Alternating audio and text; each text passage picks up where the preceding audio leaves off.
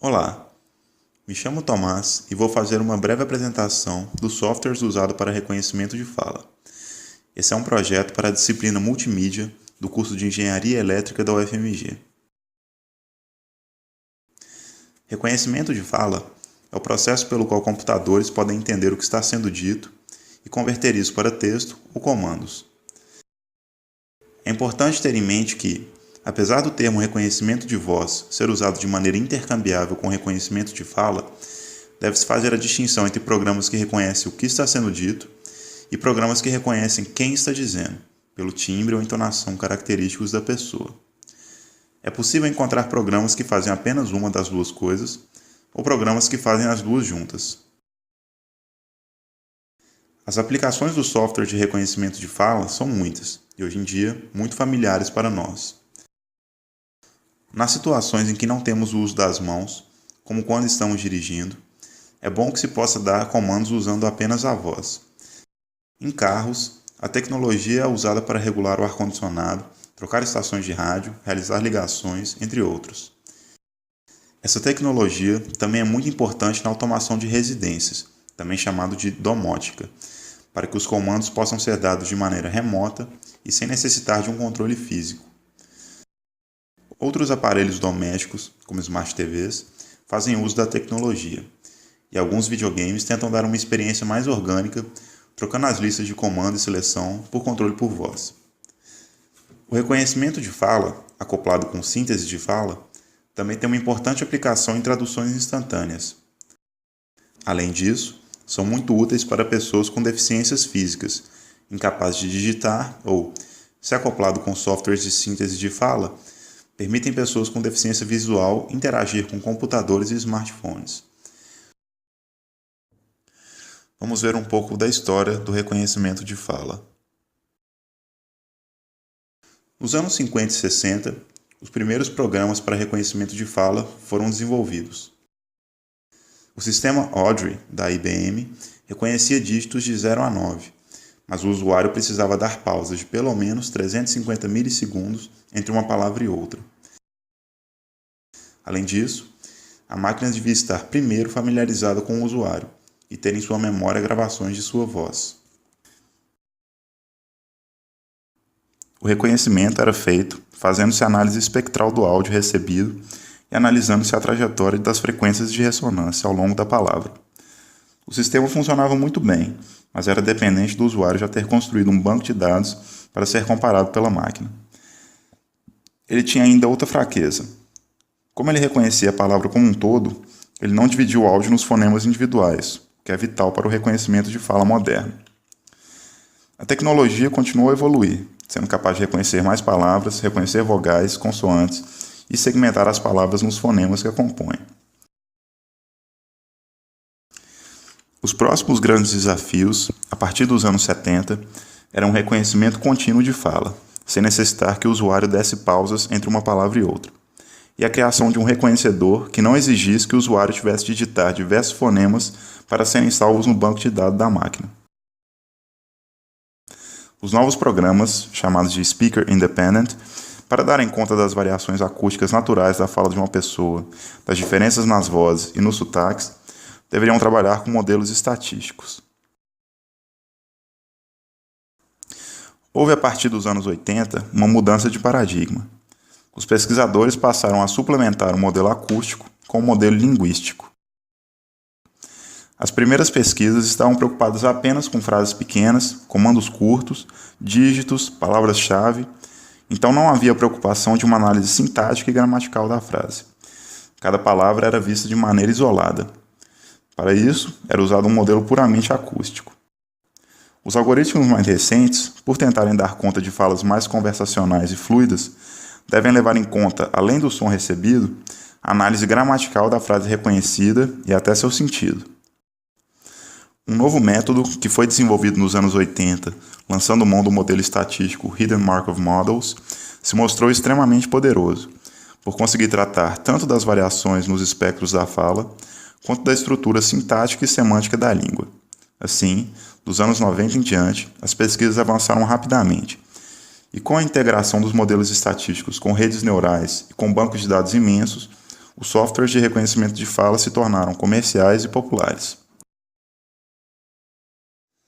E como funciona o reconhecedor de fala do Google Now?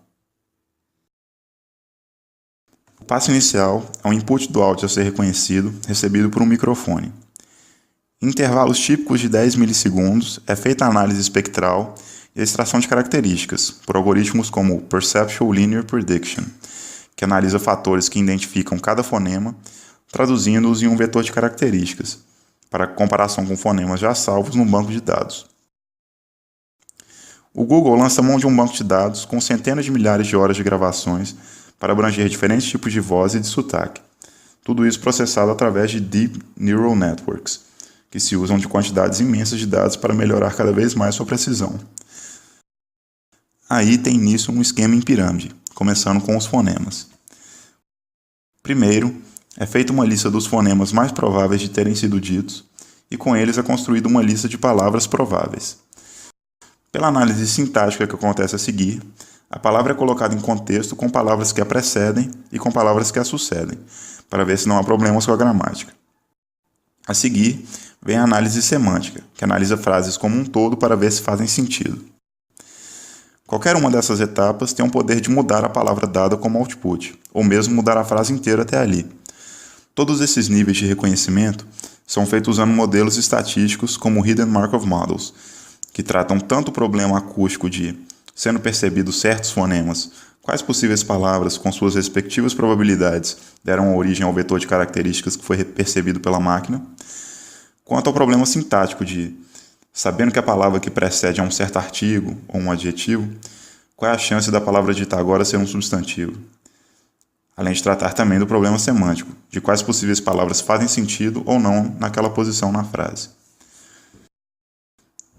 Uma promissora ideia para tornar o reconhecimento de fala ainda mais robusto é o Audio Visual Speech Recognition, ou AVSR, que ali é um input de áudio, um input de vídeo, capaz de extrair informações sobre o que está sendo dito, do movimento dos lábios e do rosto. Bom, depois da teoria, vamos ver o funcionamento do reconhecedor na prática, usando algumas frases tiradas da literatura.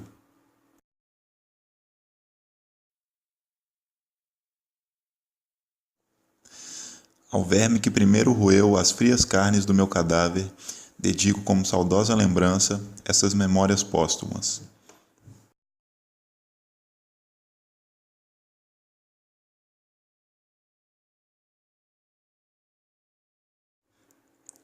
The first thing I remember is being under something. It was a table. I saw a table leg. I saw the legs of people and a portion of the tablecloth hanging down.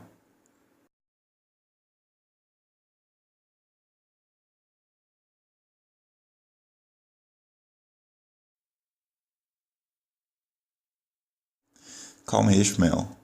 Some years ago, never mind how long precisely, having little or no money in my purse and nothing in particular to interest me on shore, I thought I would sail about a little and see the watery part of the world.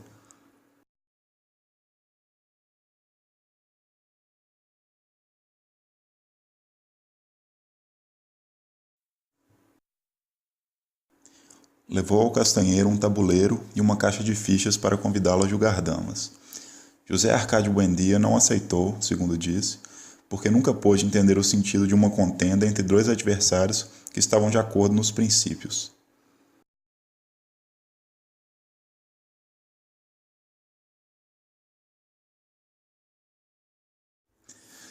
Alexei Fyodorovich Karamazov era o terceiro filho de um proprietário de terras do nosso distrito, Fyodor Pavlovich.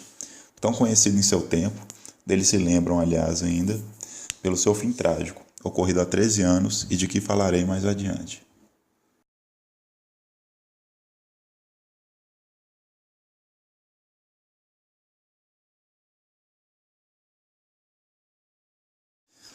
Inúmeras vezes, minhas adoráveis mulheres, pensando eu com meus botões, considero o quanto vocês são piedosas por natureza.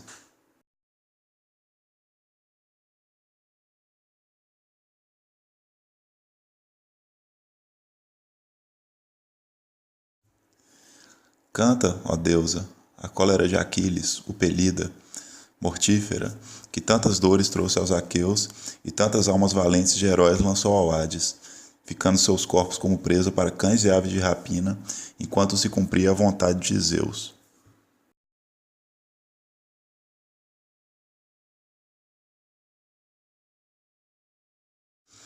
Ó meus filhos, gente nova dessa velha cidade de Cadmo, por que vos posternais assim, junto a esses altares, tendo nas mãos ramos dos suplicantes?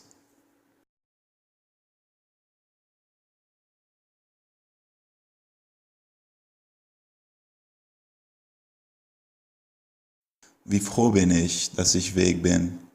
Bester Freund, was ist das Herz des Menschen?